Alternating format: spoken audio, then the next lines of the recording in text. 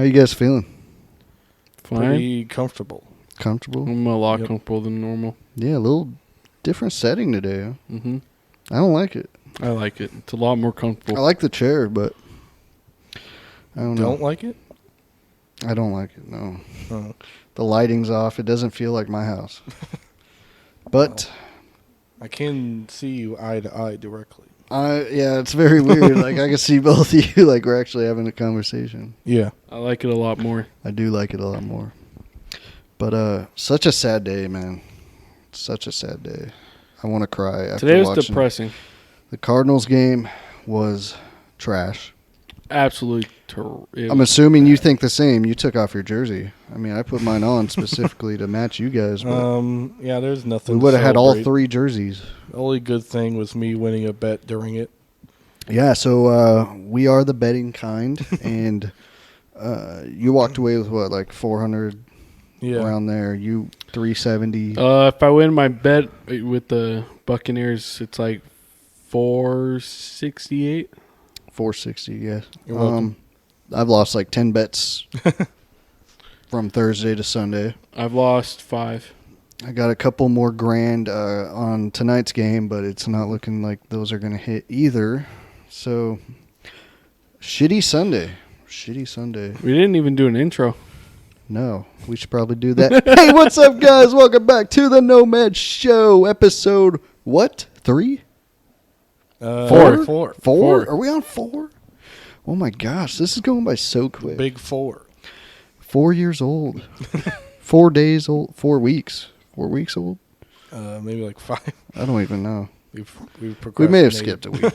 It's hard, okay? I have a new respect for content creators, YouTubers, podcasters. Especially the people that do it all day, every day. Yeah, man. Like upload every single day. That's crazy. It's a lot of freaking work. And we've hit some technical difficulties. We've been trying to figure shit out on the go. And, you know, we all have our personal channels as well. By the way, check out Rebel Revan, Naflarg, and in the future, Rage Gamer. Hopefully, honestly, by Tuesday. By Tuesday. It won't be Rage Gamer. Oh, well, I like that name. That's a gamer tag I made about 15 years ago. But yeah, at least for Rebel Revan channel and the Flarg channel, we do things like video game playthroughs, walkthroughs, and all that kind of stuff. Sometimes we tag team on a couple of videos, video games, and we try and have a good time over there. So if you haven't checked it out, go ahead and do so. Yep. And I think my channel is going to be more outdoorsy stuff. yeah, he's lame. We're trying to persuade him not to do that, but Nah. he has a I'll have a certain audience for that. yeah. I'm more the outdoorsy person than these two. Who goes outside? Me. We live in Arizona. It's in the summertime. And? I ain't trying to do nothing in 120. Wow. You're just lazy. You can cook an egg on the ground outside in this heat. That is true. Like Cody? You can put a pan of cookies in your car and they'll be cooked and ready to eat And by pizza. the time you get back in 10 minutes later. I have a burn on my hand from grabbing the steering wheel when it was like 120 outside. Football is back. What a day it is to be in. Yeah, it wasn't really all that fun considering the Cardinals Any lost. big takeaways you guys had? Not just from the Cardinals, but all teams. Anything that you feel is newsworthy that you saw, heard, or anything like that? I've had some big surprises of teams that didn't win and some that did. Like the Giants beat the Titans. That was a big one. Yeah, I believe they shut down the running back. I have him on my fantasy, and last I checked, he only got me like 6 points. So that means he must have not had a good game. I thought the Titans were supposed to be a respected team that is like a playoff team, but then they lose to the Giants. Yeah, I bet all of Tennessee is very disappointed right now. The Chargers are stacked this year. The Cardinals, at least we lost to a good team. A very good team. A Super Bowl winning team just a couple years ago. So Yeah. can't be too upset about that. The problem is Kyle Murray, he didn't play at all during preseason. Yeah, there is a lot of fans. We were watching like the fans leave the stadium, and that was the number one thing being talked about is, there used to be a time and place where your starters were on the field in preseason games. Maybe not the first game, maybe only a little bit the second and a lot the third, but they were on the field getting those reps, getting hit, getting those bumps and bruises out of the way in preseason, and then you're ready to go for the long regular season. But now you're starting to see a trend, and it's not just the Cardinals. It's a lot of teams not playing their starters at all. And I get it. You have an extra game added on. You're trying to not have your players injured where it counts. But at the same time, you're taking away valuable time, play time, that these players obviously need.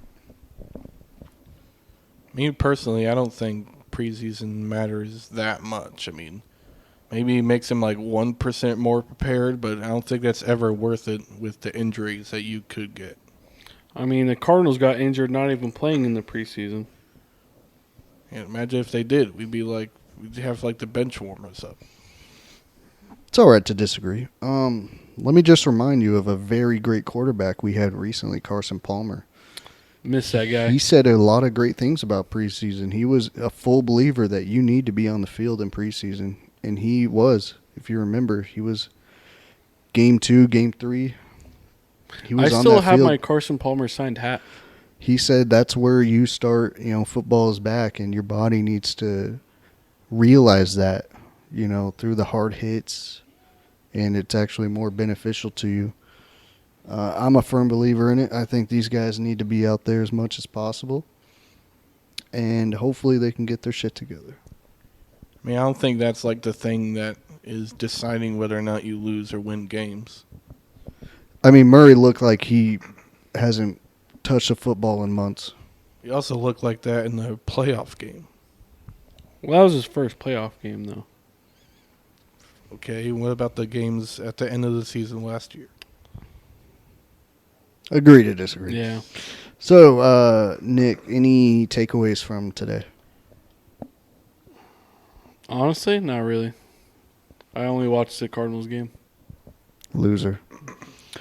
One takeaway I had, the Vikings beating the Packers.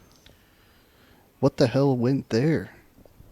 Yeah, the Packers pretty much got shut down, which I did not expect. I thought if Aaron Rodgers is there and no matter whose receiver, he can get it to him. Yeah. Congrats to the Vikings. I bet they've been waiting for this day for a long time. I've always been a supporter of the Vikings. I'd like to see them climb the ranks. I never saw this happening to the Packers. Not saying the Packers, were out completely, but definitely not used to seeing that. Another few things happened. The Bears beating the Niners. That's crazy. The Texans beating the Colts. Actually, I think that game ended in a tie. Oh, it was a draw? Yeah. Oh, they were up 49ers ahead game? for a while. No, the Texans game. But they were winning for most of the game, yeah. They almost won.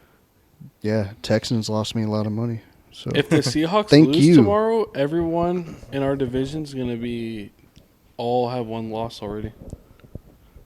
yeah, and even the Rams game, the first game of the season, man. The Rams team, another team that The didn't want to Rams- play their starters in preseason, Oh, my and God. they looked like shit.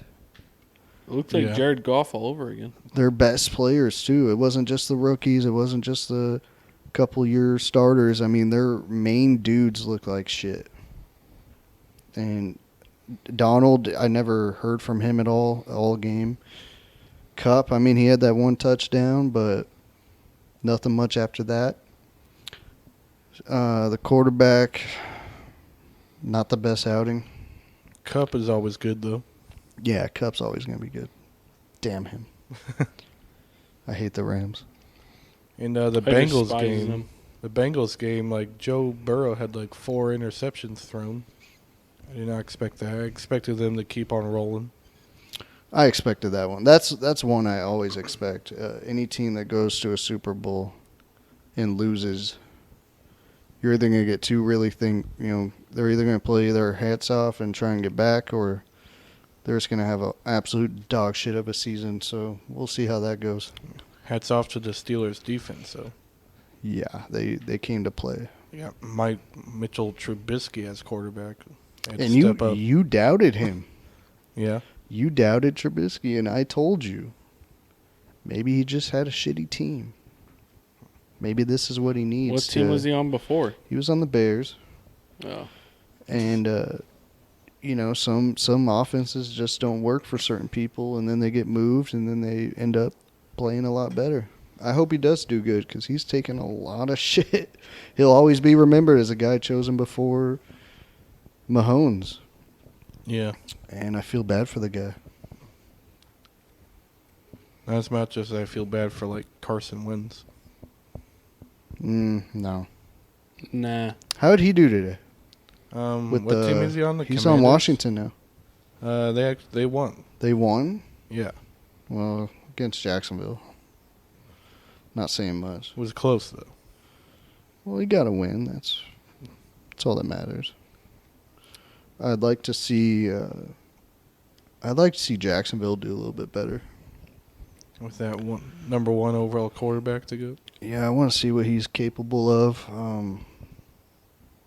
I think they need a little bit more pieces on offense. Maybe a couple receivers. And I think he could do some damage, but other than that, probably not going anywhere this year. But anyway, football aside. Nicholas, you wanted to talk about a certain subject, right? Yes, I did. And what would that be? Are we bringing it up? Yeah. So me and Cody used to work at a prison. And it was a very well-known prison in Arizona for a lot of bad things. Back in the day. Of bad things. Right. Today we're exposing you, prison. We're going to talk about some stuff here today, guys. And it might be shocking to a lot of you that haven't been in that world. To some people, it'd be like, yep, that's how it is. But yeah, me and him, we worked for the Arizona Department of Corrections at Lewis Complex, Arizona. And there's been some recent controversy on the news, media, and all that stuff surrounding that prison. And by how we used to work there, it was just a few months ago we were working there. yeah, for me, 4 months. I think you hit 6. 5 months ago. 5 months. So yeah, we quit around the same time. And pretty crazy experience, to say the least. I was there the longest. I was there about 5 years, just around 5 years. I was there for about 2 years. Didn't expect to be there that long.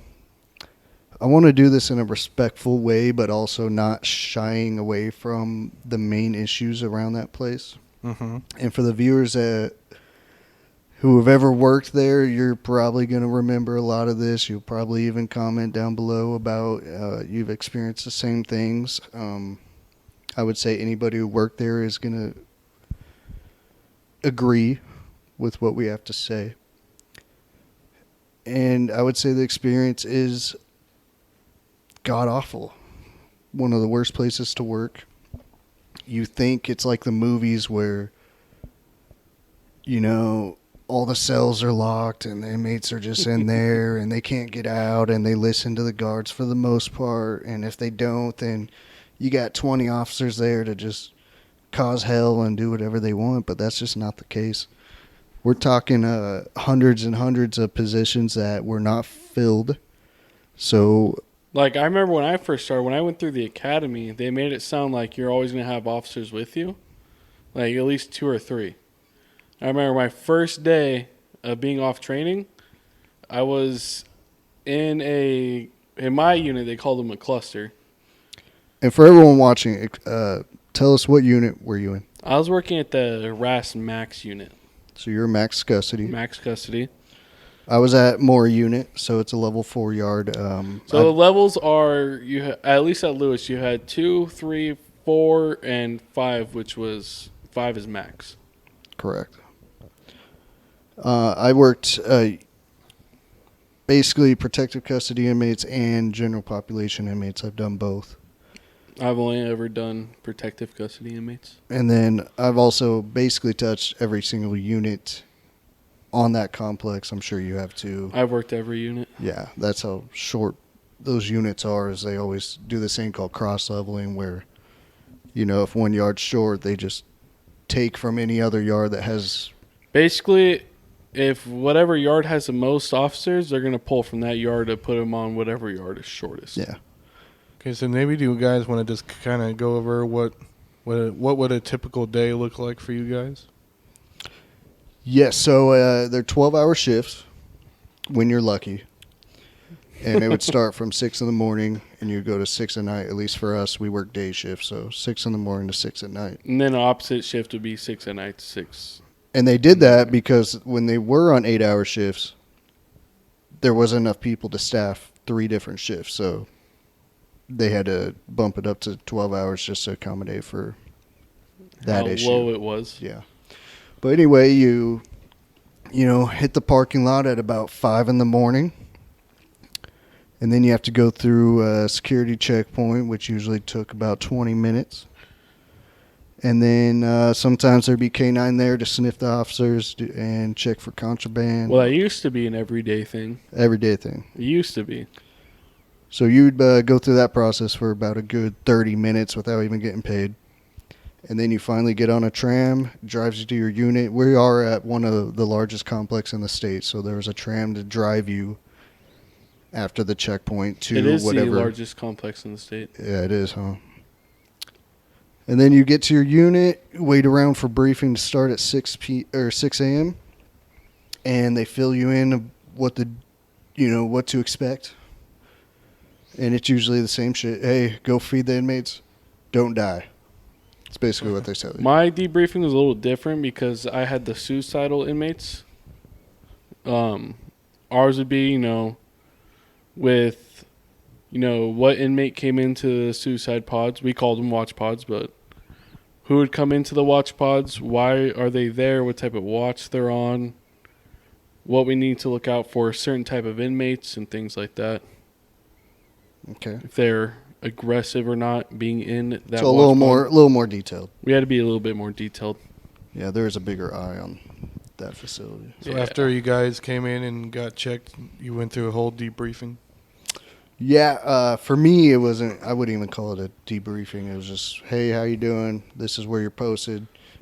Go, go feed the inmates, and that's basically for the whole 5 years. That was the main objective they wanted done.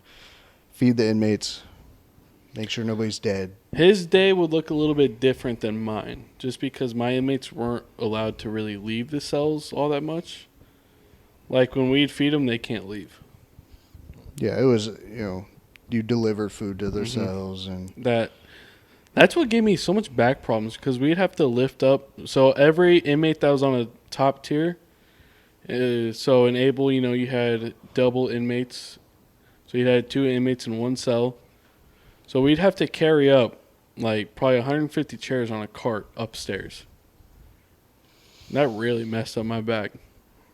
yeah, so I think that's a good point to go over as well. Technology based compared to like Maricopa, the jail system. Oh my God, absolutely Nothing. behind. So behind. I mean, you're still writing on a pad of paper everything that you're doing throughout the day while trying to perform your task on a timely manner. And then when you'd clock in and clock out, it wasn't even electronically or anything. It was all on paper. Yep, it's all on paper, and you're responsible to keep track of it on paper. There's no, clocking in system or anything like that. So if you weren't on your shit at all times, there's money right out the window. And but anyway, What about like the security technology? horrible. It was horrible. So Everything about it was just horrible. yeah, it's not like the movies. Definitely not. These doors never worked. The inmates could just come out whenever they wanted. If you made someone mad that day, they had an opportunity to get to you. It wasn't if, it was when. And then, all the news media hit and people found out about it, so they made an attempt to fix it. But here's the issue. When you go and try and fix all these doors, you would think to hire some contractors to get that done, and it wasn't like that. No, they hired some inmates, put them on a work crew, and told them, hey, you're responsible for learning how to weld these doors. You're going to install them, and that's it. But, of course, these inmates talk to other inmates, and they teach the inmates how to break in, how to break the locks, and all that good stuff. So it didn't take them long to learn the tricks of the trade. So we're relying on the inmates for the protection of the inmates. Well, think about it kind of like this. When they had to put in those new doors and weld it and stuff, it was more or less for the better inmates that weren't going to that didn't show any type of risk of having to go out. Because there are some inmates I know he had a few of them, to where if you let them out and you let them near anything, they're going to stab someone with it. Or they're just going to cause havoc. So they had to pick and choose inmates that weren't any type of security risk like that. But again, you're going to have other maybe higher up inmates or just anything in general.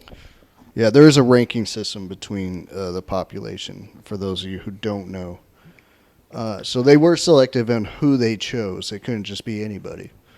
You know, they looked at certain qualifications to choose them, but at the same time, you're now putting those people at risk, because if they don't go and tell the person who's asking, then that could put them in danger as well. Yeah, because even if it's a good person just there to do your time, they may be forced into that situation because they're going to know who's working on those doors. They're going to find out.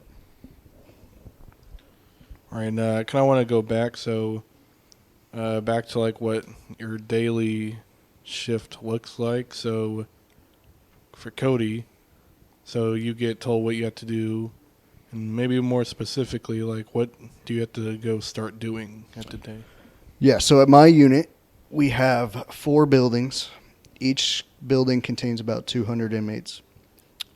And each building would have, on average, now this would change daily, but on average, about 2 people per building. And that's a good day. On a bad day, you're looking at 1 person per building. Well, per policy, did you know, and just for each side, where you'd have that one officer, there's supposed to be 4 officers per side? Yeah, so Per policy? there are policies in place that would have each building stocked of people just in case of emergencies. And there'd be a person on the yard at all times, a sergeant on the yard at all times, lieutenant on the yard at all times. Just in case. But obviously, due to the staffing levels, that would never happen. Well, how many officers per policy were supposed to be at your unit for staff for one shift? We're supposed to be around 35 people, and we were probably pushing 18. Well, like my unit at RAS Max, we had to have it close to 50 officers.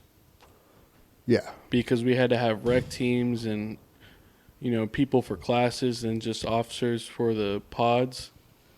And I think we'd come in at the most I ever seen in 2 years. The most we had was about 20 officers, but most of the time we came in with around 9 to 10.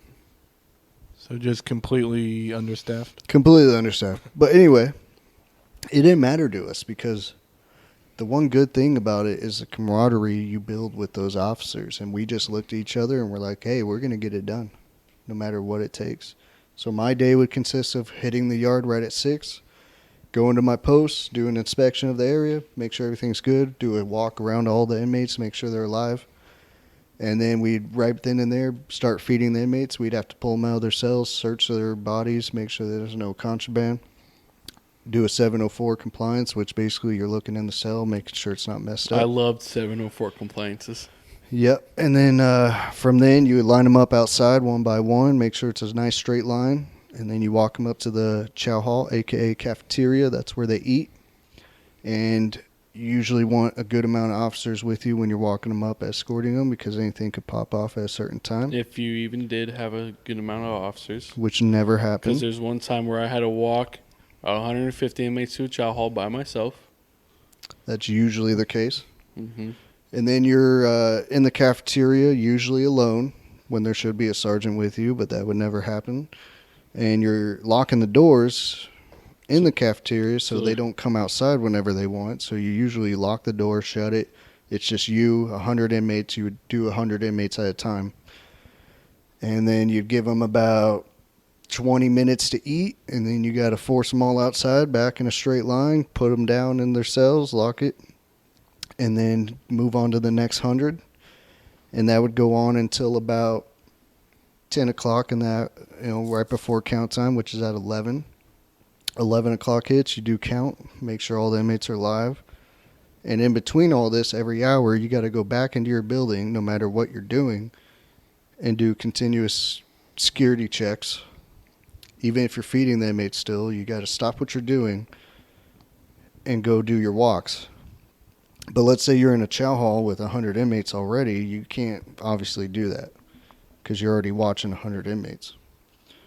So that would be a shit show.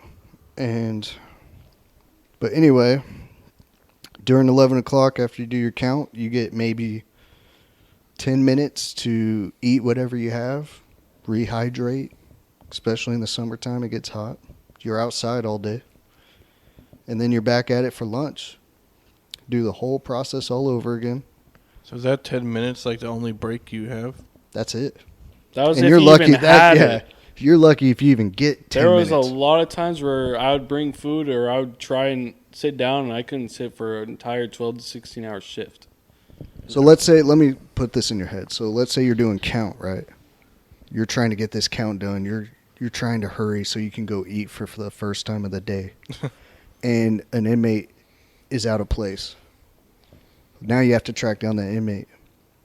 You got to figure out where he's at, or they're not going to clear your count. And that could take a while. And that could take forever. So now you're walking back up and down these stairs, looking in every cell, trying to figure out where this dude is, when really he could just be at work. But There's nobody been put him times on the where out I've had count. to try and find an inmate, and they were down at we call it a medical hub, but it's where they go to get treated for certain different type of things or anything like that for medical wise. So then you got to call a bunch of places, try and find them. That'll just completely ruin your break. Oh, yeah. It's gone. By that time, if that happens, it's gone. You don't get a break. Aren't there like certain rules where like if you work a certain amount of hours, you have to have like a certain long break? Not here, because you swore to the department. Basically, there's a rule in place for the department that it's constant movement. So you signed up to do that, basically. So that's how they got away with it. And if you did want a break, you're supposed to be relieved by somebody else. So there's constantly movement going on in your building. And that, obviously, we're so short-staffed, that would never happen. So I've never seen that done once. never. So they pretty much created a system where they can have you constantly working with no breaks. Correct. At my unit, it was a lot harder to get a break because my day looked a lot more different than his, because I would get to my unit, do debriefing, do my first walk, check all the doors, and at that time we'd have to feed them, but we had to feed them in their cells, so we'd have to go down one at a time. And with my unit, they were a lot more, the inmates, they like to look at their food just because they couldn't buy commissary to, eat. So they look at their food, they'd make sure everything weighed correctly somehow. And then I'd have to feed them. Then I'd have to start showers, because no matter what, we had showers every single day for certain inmates. Then after probably 2 hours of that, we'd have to feed them again. That would take about an hour and a half or so, just because you have to feed probably in one cluster, maybe 200 inmates. And that would take a while because you're having to do it one at a time. Then you have inmates stopping you for discrepancies. Then you have to fix those discrepancies. Then you have to start showers all over again. Then you have to do counts, walks, pull inmates out for rec. Then you have to pull them out for classes. You have to pull them out for, if different type of, programming teachers or anything like that needed to speak with them, or one of our supervisors or anything like that. So at my unit, you could never just sit down for a second and just take a break. It's starting to feel like a luxury. Like when I was working at Walmart, I had like 2 15-minute breaks and then an hour lunch. Well, I mean, we've all had jobs where you get those scheduled breaks, and I for sure took those for granted. Yeah. It got to a point where my lunch was just a granola bar that I would stuff in my pocket and eat as I'm working outside. Because I Yeah. knew, once you're there for a while, you know how your day is going to go within the first 5 minutes, and you usually prepare for that mentally, and It it was a lot sucks. of. It was very. Once you started working there, you had to really change your outlook on a lot of things and just mentally prepare yourself for what was going to happen every single day. Because me personally, there was a lot of days where it was just absolutely nuts.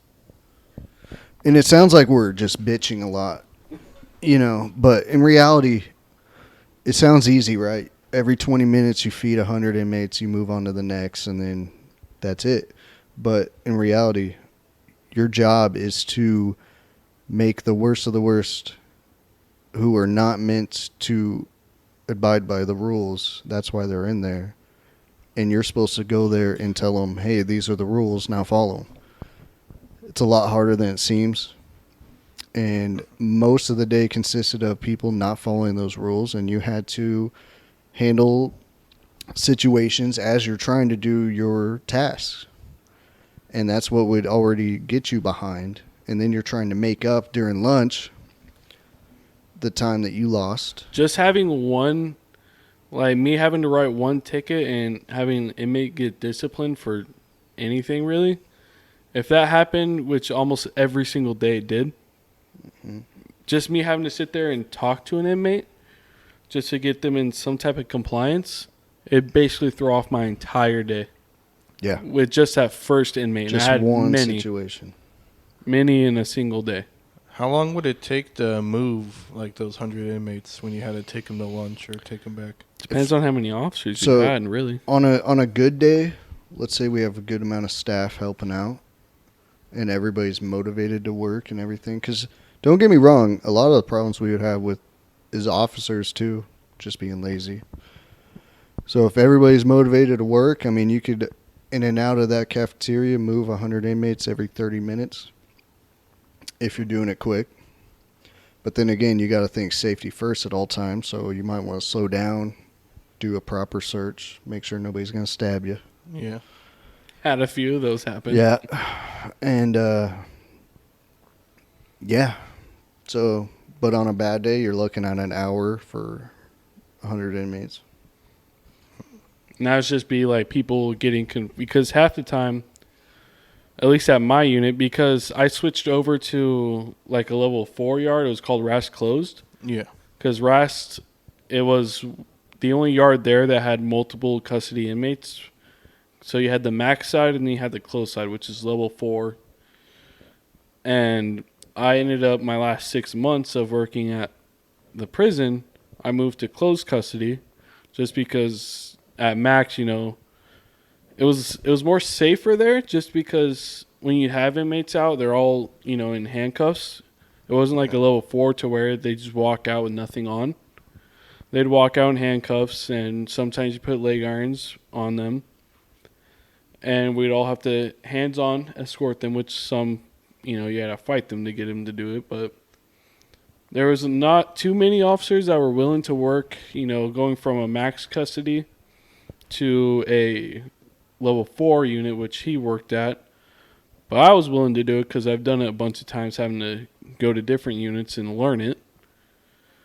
And when at RAS closed, we had maybe 4 officers at one time.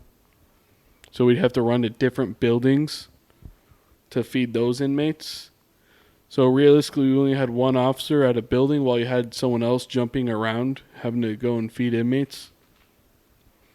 So it'd take us a while. Brings back memories. And then you got random ass shit that could happen, like, hey, an inmate has to go to the medical hub to get a shot or take some blood out or some random shit or get their teeth cleaned, and you're in the middle of feeding 100 inmates, and then you got to send one of your own to go handle another situation like that. And, that would happen a lot.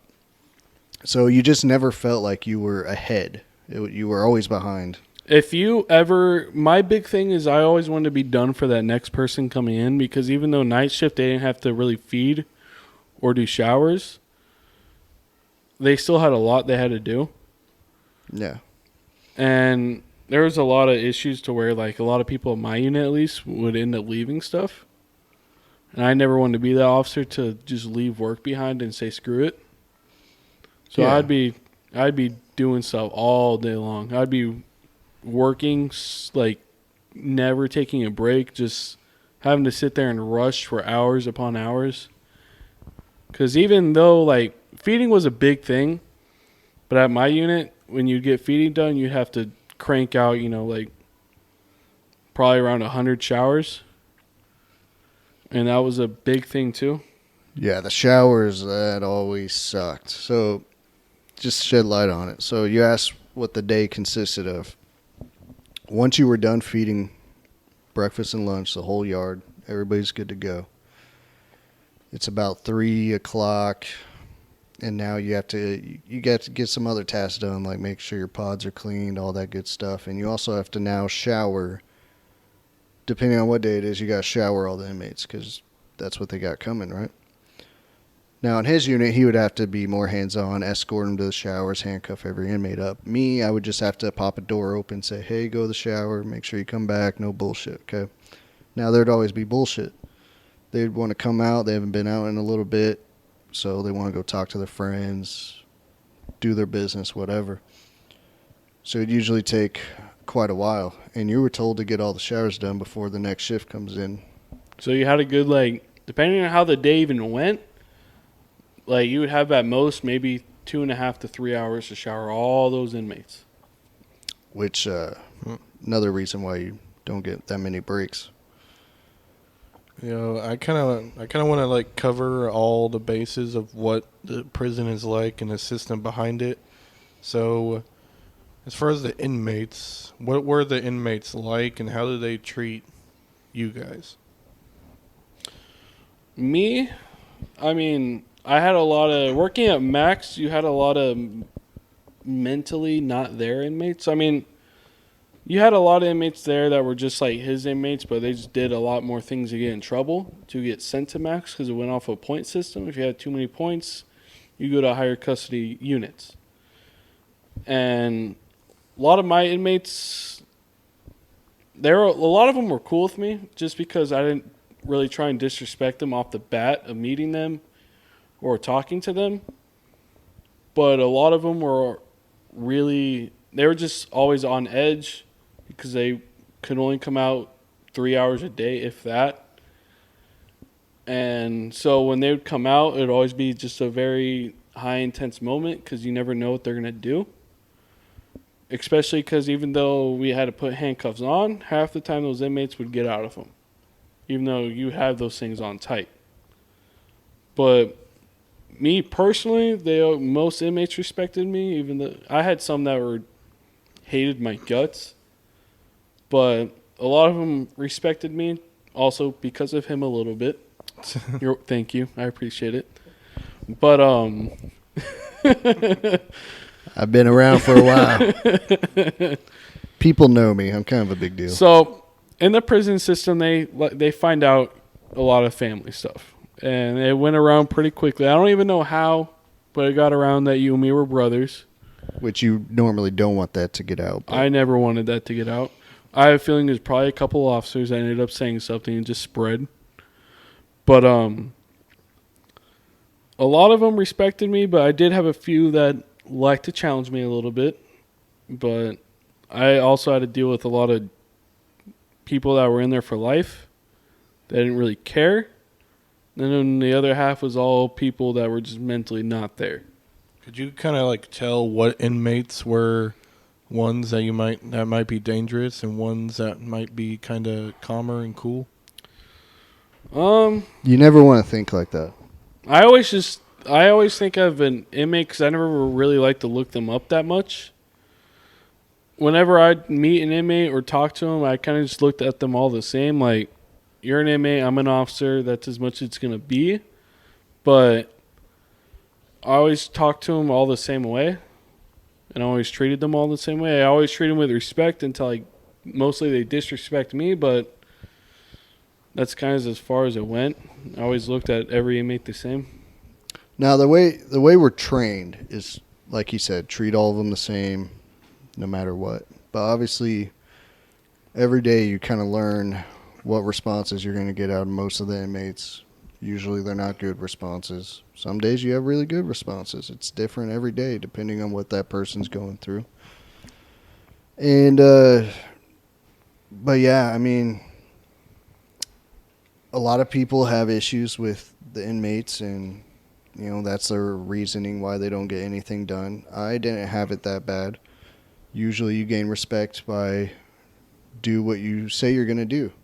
As long as you follow that rule, usually you have an easier time. Not always, but sometimes. Like, if you're going to tell an inmate, like, if an inmate needs paperwork or if they need something done, like, I'm not going to sit there and drop everything I'm doing.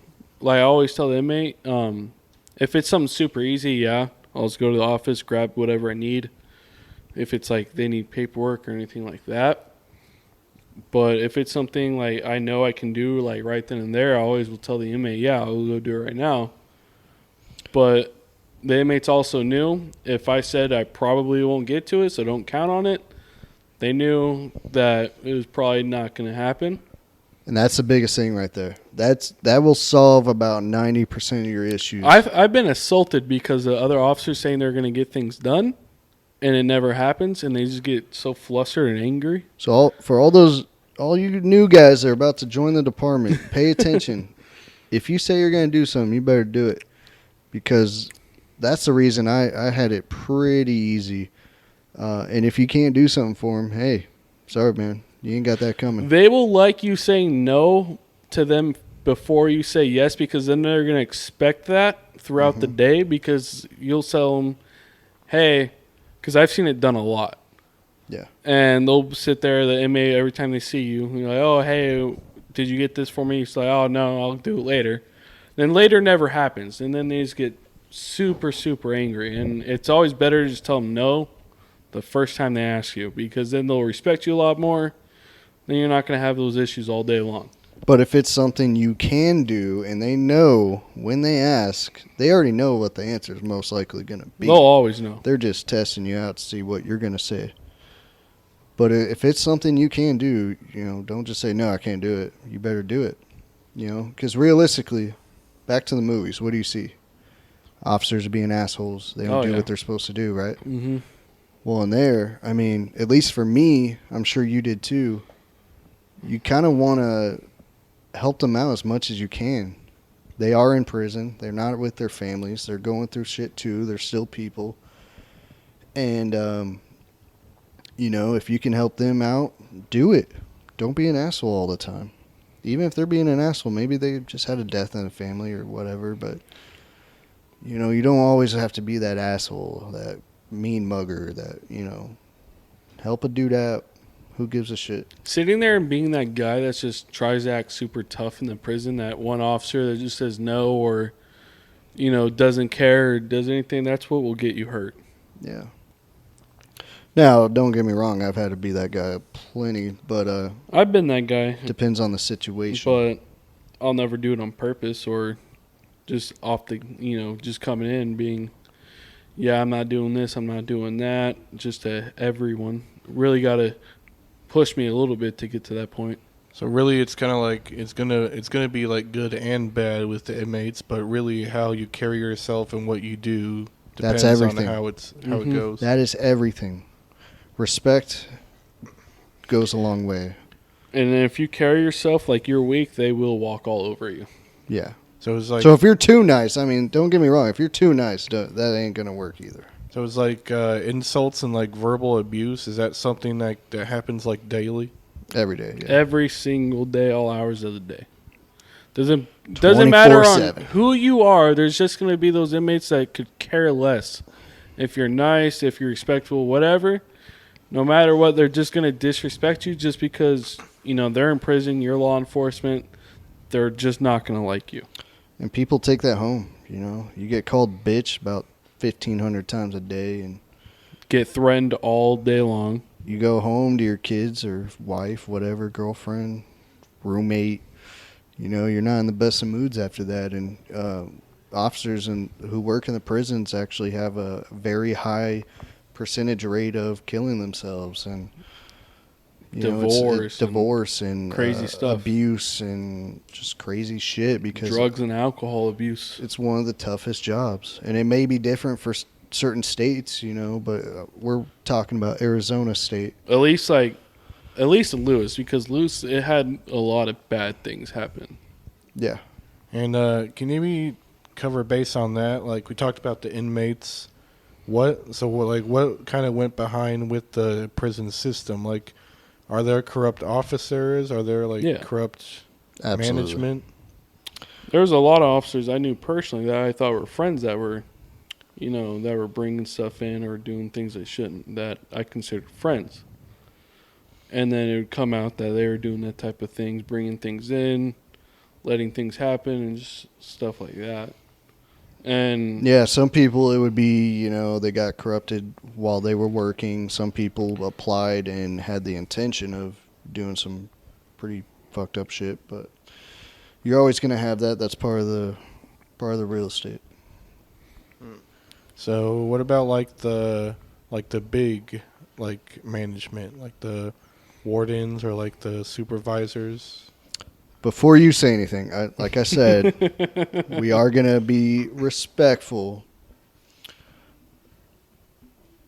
It's the same as most jobs. You're going to have your good admin people that really care, and then there's always going to be that, those bosses that just don't give a shit, maybe a little shady. So it's the same as everywhere else.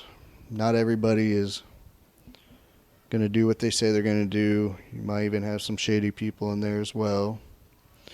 But for the most part, they haven't really backed us up 100% of the time. basically, so just day-to-day work, you walk in there basically more as kind of a family almost. Because when things go down, you got to be there for, your officers and things like that. But whenever kind of something goes down and someone has to get in trouble for it, that's kind of when you have to fend for yourself. And, supervisors have to do their thing to where they don't get in trouble. And a lot of that happens. Basically, you're not only just scared of what may happen with you and the inmate getting hurt or whatever may come of that situation. Once that situation's handled, now you got to worry about what administration's about to hit you with, because they're never going to take the blame, right? It's never going to be the department's fault for the way something bad happened, because there's policies in place to prevent that. So there's always going to be somebody at fault, aka the officers, who are at fault because they didn't follow the million fucking rules. And Jerry, when in place. he says there's a million rules, there's a million rules. Yeah, there's millions. And then they could just say, well, it's a Department Order 6-78B, and you didn't read it. Okay. When do I ever have time to read it? You never have time unless you want to do it at home and Do spend they time show away us all from the your family. policies? Do they show us every single page of the policy? It took me 4 years just to find how to find those policies and actually read them. And I was trying to get a promotion. That's the only reason I found it. But realistically, you're not going to know all the rules. So obviously, when shit happens, you're going to learn that day, oh, there's a rule for that. And I'm going to admit this too, because at my unit, they come out, cuffed up and things like that.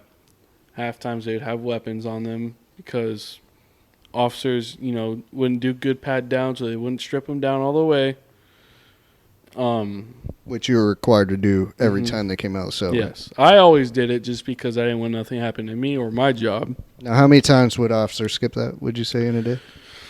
Almost, I would see maybe about 20 to 30 times officers would skip that.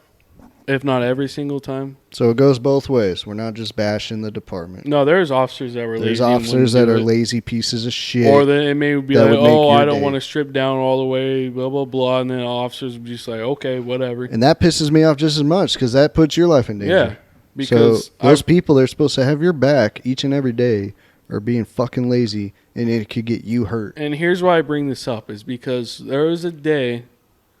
I remember this day like crazy. We were pulling inmates out for rec, and at my unit, you take out 3 different pods worth, and not all inmates would come out just because at max, you got inmates that would pull up, buy things from other inmates, then they would owe that inmate, either commissary money or whatever, cigarettes, drugs. And when they'd come out, it'd be basically just all bad. So we didn't have to take out too many. But I would have inmates that'd get pulled out. They'd have weapons on them. And then when that inmate has that weapon, that's when it turns into more survival mode. Because you don't really know how everyone's going to react when that happens. And for sometimes it could be a person's first time where they have an issue like this. And then when that inmate charges you or wants to attack you with that weapon, or they just want to throw a punch, like there was one time with me, an inmate had a knife that he made from, I think he made it from his little metal desk. Yeah, he made it from his metal desk, and it was super sharp. But he came at me and another officer just because of what another officer said to him. And the officer that pulled him out didn't strip him out or didn't do anything. He just put the cuffs on him, pulled him out. And I remember I almost got in a lot of trouble just because when I went to go grab him to take him down to the ground, I grabbed him by the neck instead of the shoulder. And just little things like when you have an inmate rushing you with a deadly weapon and you grab him by the neck instead of, the shoulder and arm or something, it gets you in it got me in a lot of trouble when I did that.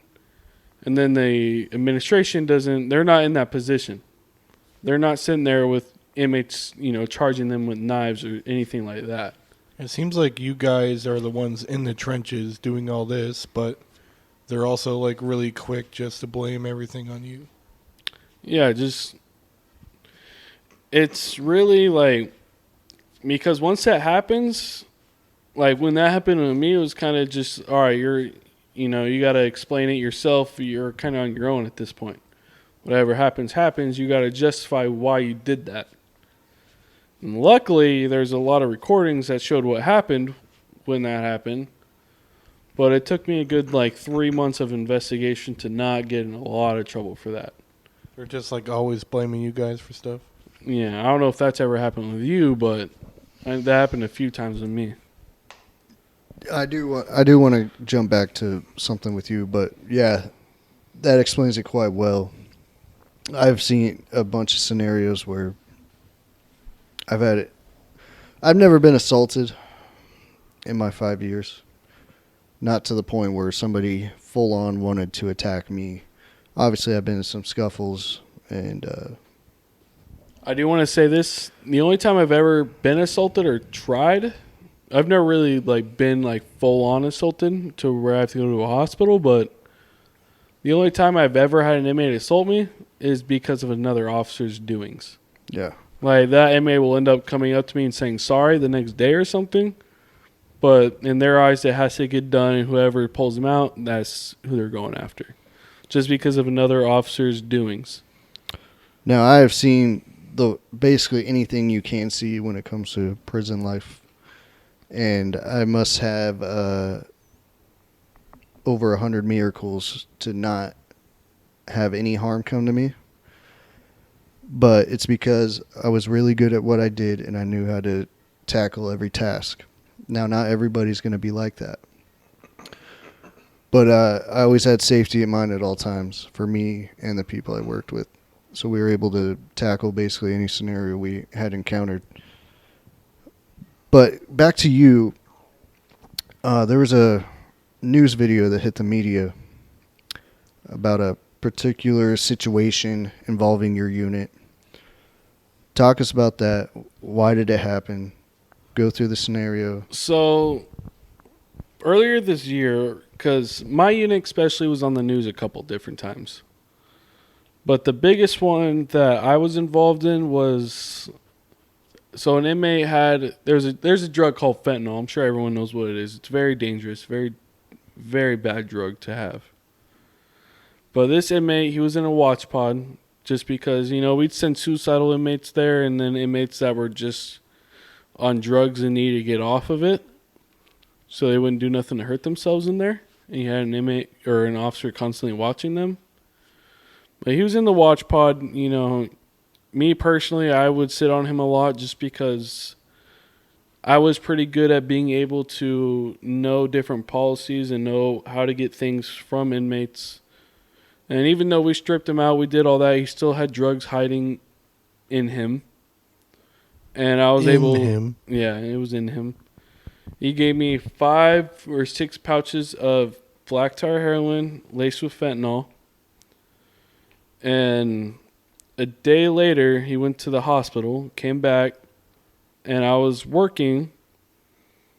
And I would say 13 or 14 hours into the shift, he ended up overdosing.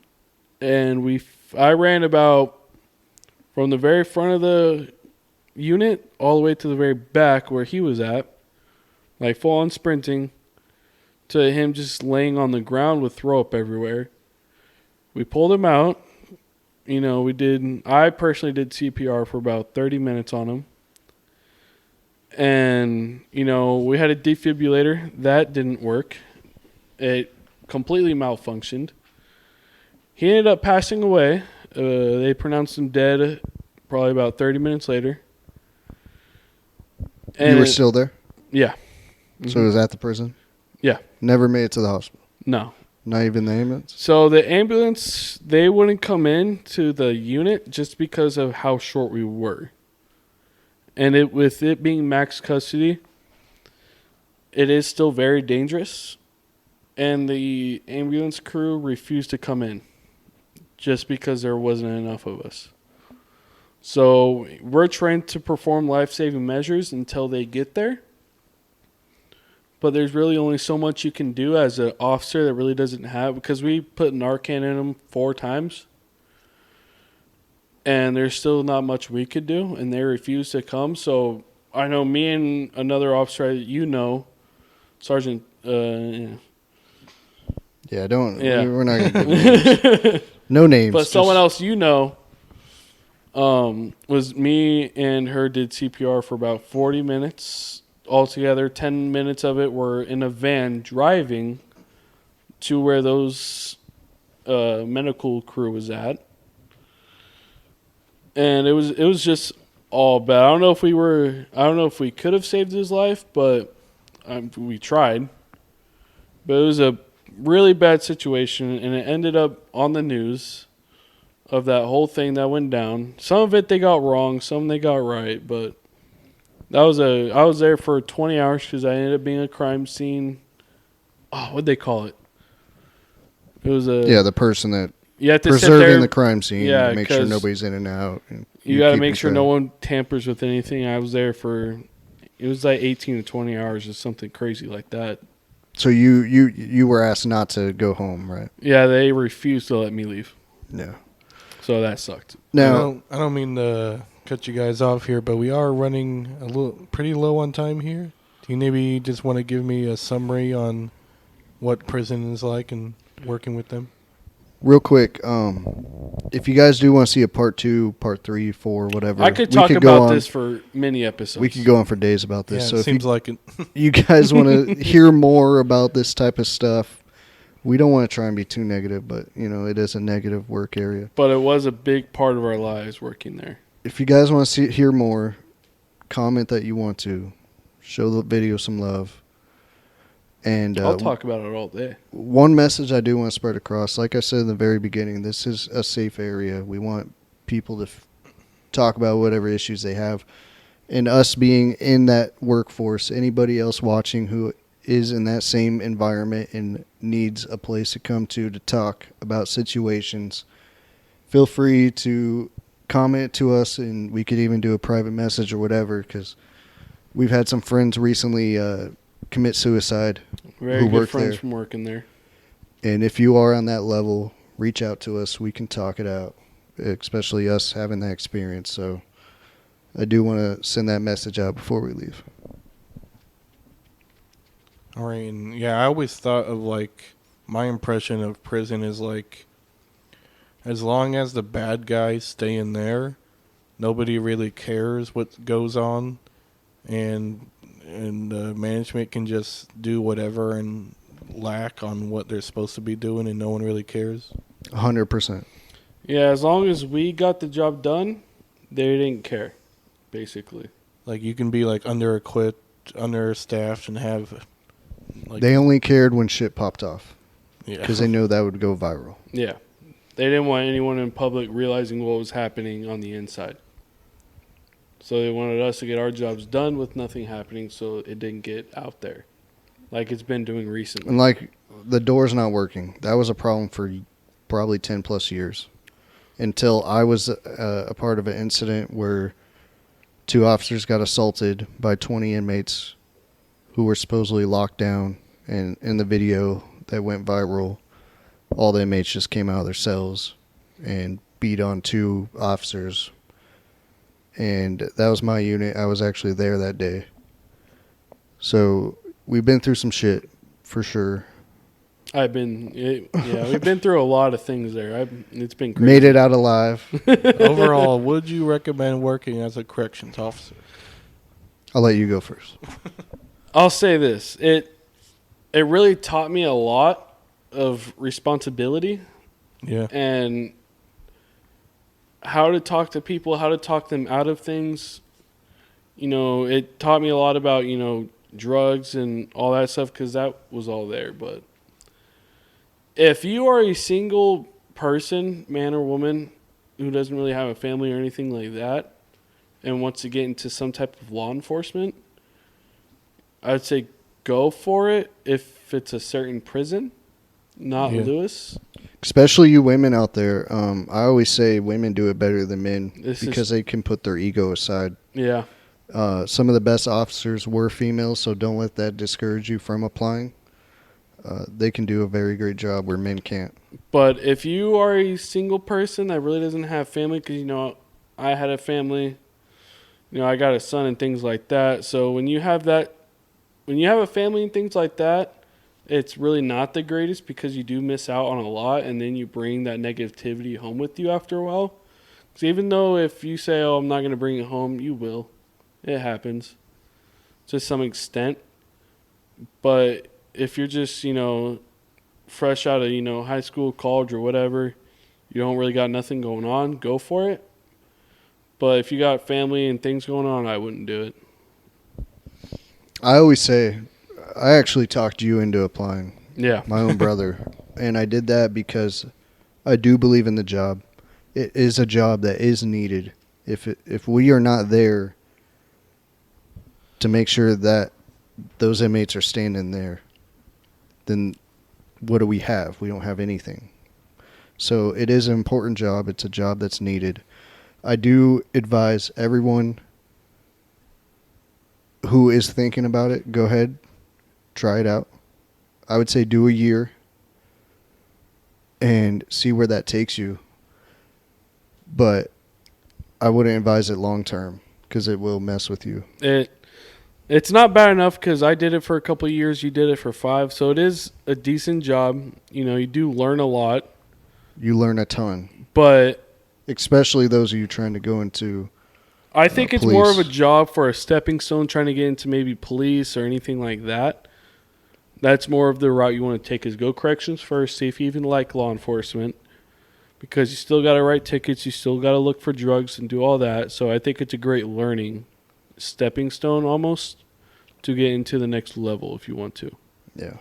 Military guys, you'll be fine at it. Military guys are great at it. They need that assertiveness. But yeah, just be on your toes at all times. Be safe. Watch each other's six. Don't do nothing stupid. Yeah. All right, clearly you guys could talk about this person stuff all day. I couldn't. I think we've run out of time today, though. All right, guys, we appreciate you watching. Thank you. If you are still here, I really appreciate it. Like we always say, we're not going to tell you to subscribe, but if you do like the content, you know what to do. Thank you guys for being here, and peace out. See ya. Goodbye.